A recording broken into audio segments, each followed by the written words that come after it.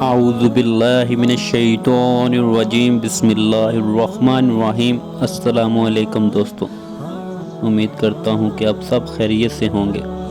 آج پڑھیں گے ماہ نبوت طلوع کیسے ہوا۔ چلو ویڈیو شروع کرتے ہیں۔ حضرت ابن عباس رضی اللہ تعالیٰ عنہ کہتے ہیں کہ حضور نبی کریم صلی اللہ علیہ وسلم اس دنیا میں تشریف لائے تو آپ کی انوالِ نال کٹی ہوئی تھی۔ انوالِ نال کو بچے پیدا ہونے کے بعد دائیاں کاٹتی ہیں۔ آپ ختنہ شدہ پیدا ہوئے۔ عبد المطلب یہ دیکھ کر بے حد حیران ہوئے اور خوش بھی۔ وہ کہا کرتے تھے میرا بیٹا نرالی شان کا ہوگا۔ آپ کی پیدائش سے پہلے مکہ کے لوگ خوش سالی اور قحط کا شکار تھے، لیکن جوں ہی آپ کے دنیا میں تشریف لانے کا وقت قریب آیا، بارشیں شروع ہو گئی، خوش سالی دور ہو گئی، درخت ہرے بھرے ہو گئے اور پھلوں سے لد گئے، زمین پر سبزہ ہی سبزہ نظر آنے لگا۔ پیدائش کے وقت آپ اپنے ہاتھوں پر جھکے ہوئے تھے، سر آسمان کی طرف تھا۔ ایک روایت کے الفاظ یہ ہیں کہ گھٹنوں کے بل جھکے ہوئے تھے، مطلب یہ کہ سجدے کی سی حالت میں تھے۔ آپ کی مٹھی بند تھی اور شہادت کی انگلی اٹھی ہوئی تھی، جیسا کہ ہم نماز میں اٹھاتے ہیں۔ حضور انور صلی اللہ علیہ وسلم فرماتے ہیں جب میری والدہ نے مجھے جنم دیا تو اس سے ایک نور نکلا، اس نور سے شام کے محلات جگمگا اٹھے۔ آپ صلی اللہ علیہ وآلہ وسلم کی والدہ سیدنا آمنہ فرماتی ہیں محمد صلی اللہ علیہ وسلم کی پیدائش کے بعد ظاہر ہونے والے نور کی روشنی میں مجھے بصرہ میں چلنے والے اونٹوں کی گردنیں تک نظر آئیں۔ علامہ سہلی رحمۃ اللہ نے لکھا ہے کہ جب آپ پیدا ہوئے تو آپ نے اللہ کی تعریف کی۔ ایک روایت میں یہ الفاظ آئے اللہ اکبر کبیرہ والحمدللہ کثیرہ وسبحان بکرۃ وصیلہ۔ اللہ تعالیٰ سب سے بڑا ہے، اللہ تعالیٰ کی بے حد تعریف ہے اور میں صبح شام اللہ کی پاک کی بیان کرتا ہوں۔ آپ کی ولادت کس دن ہوئی؟ اس بات پر سب کا اتفاق ہے کہ وہ پیر کا دن تھا۔ آپ صبح فجر طلوع ہونے کے بعد دنیا میں تشریف لائے۔ تاریخ پیدائش کے سلسلے میں بہت سے قول ہیں۔ ایک روایت کے مطابق 12 ربیع الاول کو پیدا ہوئے، ایک روایت 8 ربیع الاول کی ہے، ایک روایت 2 ربیع الاول کو پیدا ہوئے۔ اس سلسلے میں اور بھی بہت سی روایات ہیں۔ زیادہ تر مورخین کا خیال ہے کہ آپ 8 ربیع الاول کو پیدا ہوئے۔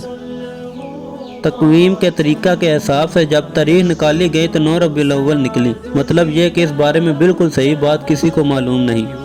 اس پر سب کا اتفاق ہے کہ مہینہ ربیع الاول کا تھا اور دن پیر کا۔ یہ بھی کہا جاتا ہے کہ آپ کو پیر کے دن ہی نبوت ملی، پیر کے روز ہی آپ نے مدینہ منورہ کی طرف ہجرت فرمائی اور پیر کے روز ہی آپ کی وفات ہوئی۔ آپ عام الفیل میں پیدا ہوئے، یعنی ہاتھیوں والے سال میں۔ اس سال کو ہاتھیوں والا سال اس لیے کہا جاتا ہے کہ ابراہ نے ہاتھیوں کے ساتھ مکہ مکرمہ پر چڑھائی کی تھی۔ آپ کی پیدائش اس واقعہ کے کچھ ہی دن بعد ہوئی تھی۔ واقعہ کچھ اس طرح ہے کہ ابراہ یمن کا عیسائی حاکم تھا۔ حج کے دنوں میں اس نے دیکھا کہ لوگ بیت اللہ کا حج کرنے جاتے ہیں۔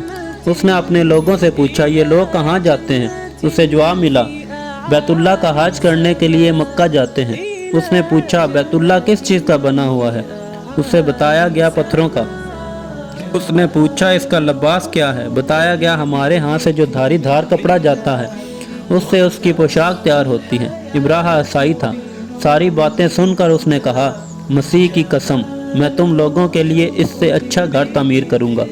اس طرح اس نے سرخ، سفید، زرد اور سیاہ پتھروں سے ایک گھر بنوایا، سونے اور چاندی سے اس کو سجایا، اس میں کئی دروازے رکھوائے، اس میں سونے کے پتھر چڑھوائے، اس کے درمیان میں جواہر لگائے، اس مکان میں ایک بڑا سا یاقوت لگوایا، پردے لگوائے، وہاں خوشبوئیں سلگانے کا انتظام کیا۔ اس کی دیواروں پر اس قدر مشک ملا جاتا تھا کہ وہ سیاہ رنگ کی ہو گئیں، یہاں تک کہ جواہر بھی نہیں نظر آتے تھے۔ پھر لوگوں سے کہا اب تمہیں بیت اللہ کا حج کرنے کے لیے مکہ جانے کی ضرورت نہیں رہی، میں نے یہیں تمہارے لیے بیت اللہ بنوا دیا ہے، لہذا اب تم اس کا طواف کرو۔ اس طرح کچھ قبائل کئی سال تک اس کا حج کرتے رہے، اس میں اعتکاف کرتے رہے، حج والے مناسک بھی یہیں ادا کرتے رہے۔ عرب کے ایک شخص نفیل خشمی سے یہ بات برداشت نہ ہو سکی، وہ اس مصنوعی خانہ کعبہ کے خلاف دل ہی دل میں کڑاہتا رہا۔ آخر اس نے دل میں ٹھان لی کہ وہ ابراہ کی اس عمارت کو گندہ کر کے چھوڑے گا۔ پھر ایک رات اس نے چوری چھپے بہت سی گندگی اس میں ڈال دی۔ ابراہ کو معلوم ہوا تو سخت غضبناک ہوا، کہنے لگا یہ کارروائی کسی عرب نے اپنے کعبہ کے لیے کی ہے، میں اسے ڈھاؤں گا، اس کو ایک ایک پتھر توڑوں گا۔ اس نے شام و حبشہ کو یہ تفصیلات لکھ دی، اس سے درخواست کی کہ وہ اپنا ہاتھی بھیج دیں۔ اس ہاتھی کا نام محمود تھا۔ یہ اس قدر بڑا تھا کہ اتنا بڑا ہاتھی روئے زمین پر دیکھنے میں نہیں آیا تھا۔ جب ہاتھی اس کے پاس پہنچ گیا تو وہ اپنی فوج لے کر نکلا اور مکہ کا رخ کیا۔ یہ لشکر جب مکہ کے قریب و جوار میں پہنچا تو ابراہ نے فوج کو حکم دیا کہ ان لوگوں کے جانور لوٹ لیے جائیں۔ اس کے حکم پر فوجیوں نے جانور پکڑ لیے، ان میں عبد المطلب کے اونٹ بھی تھے۔ نفیل بھی اس لشکر میں ابراہ کے ساتھ موجود تھا اور یہ عبد المطلب کا دوست تھا۔ عبد المطلب اس سے ملے، اونٹوں کے سلسلے میں بات کی۔ نفیل نے ابراہ سے کہا، قریش کا سردار عبد المطلب ملنا چاہتا ہے، یہ شخص تمام عرب کا سردار ہے، شرف اور بزرگی اسے حاصل ہے، لوگوں میں اس کا بہت بڑا اثر ہے، لوگوں کو اچھے اچھے گھوڑے دیتا ہے، انہیں عطیات دیتا ہے، کھانا کھلاتا ہے۔ یہ گویا عبد المطلب کا تعارف تھا۔ ابراہ نے انہیں ملاقات کے لیے بلا لیا۔ ابراہ نے ان سے پوچھا، بتائیے آپ کیا چاہتے ہیں؟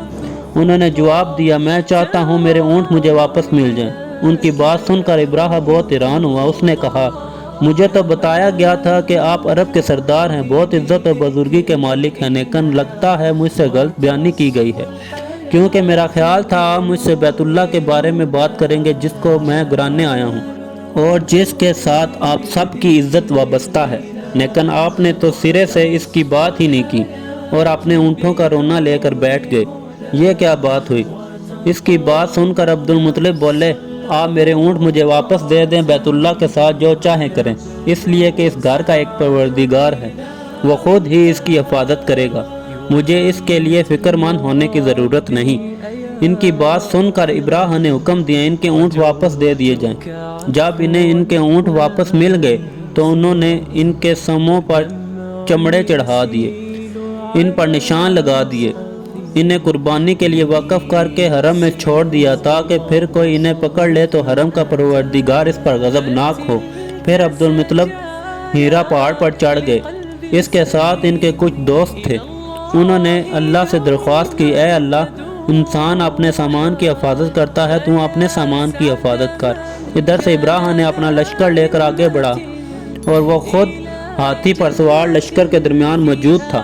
ایسے میں اس کے ہاتھی نے آگے بڑھنے سے انکار کر دیا، وہ زمین پر بیٹھ گیا۔ ہاتھی بانوں نے اسے اٹھانے کی کوشش کی لیکن وہ نہ اٹھا۔ انہوں نے اس کے سر پر ضربیں لگائیں، آنکھ چبھوائے، مگر وہ کھڑا نہ ہوا۔